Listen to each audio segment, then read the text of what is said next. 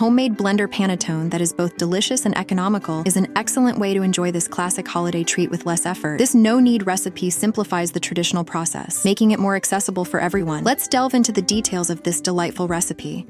The process begins by blending together 3 key ingredients: eggs, sugar, and dry yeast. You will need 3 eggs, 120 grams of sugar, and 10 grams of dry yeast. Next, add 120 grams of room temperature salted butter and a tablespoon of vanilla essence. The butter should be at room temperature to blend smoothly into the mixture. The vanilla essence adds a subtle flavor that complements the sweetness of the bread. Blend these ingredients until the mixture is homogeneous. Now slowly incorporate 250 milliliters of water into the mixture. This addition should be gradual to ensure that the liquid is fully integrated into the blend. Following this, slowly add 500 grams of wheat flour. Adding the flour gradually is important to avoid lumps and ensure a smooth, even dough.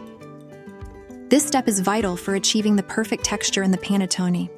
Once the flour is fully incorporated, you will notice the dough beginning to take shape. It should be smooth and slightly sticky. At this point, transfer the dough to a large bowl if your blender is not large enough to accommodate the rise.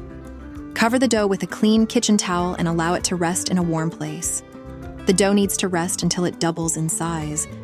This resting period is crucial as it allows the yeast to activate and the dough to develop its characteristic texture and flavor. While the dough is resting, prepare the fruit mixture. Traditional panettone contains candied fruits and raisins, which add sweetness and texture to the bread. For this recipe, mix 200 grams of candied fruit and 150 grams of raisins with a tablespoon of wheat flour. The flour coating prevents the fruits from sinking to the bottom of the dough and ensures an even distribution throughout the bread. After the dough has doubled in size, gently fold in the flour-coated fruits. Be careful not to deflate the dough while mixing. Next, prepare your panettone molds. If you do not have traditional panettone molds, you can use any round baking tin, but ensure it is deep enough to accommodate the rise. Divide the dough evenly among the molds, filling each only halfway to allow space for the dough to expand. Before baking, add a unique touch to each panettone. Make a small cut at the top and place a small piece of butter on it. This step not only adds a rich flavor, but also helps to create a soft, golden crust. Bake the panettone in a preheated oven at 180 degrees Celsius for about 45 minutes. Keep a close eye on the panettone as baking times may vary depending on your oven.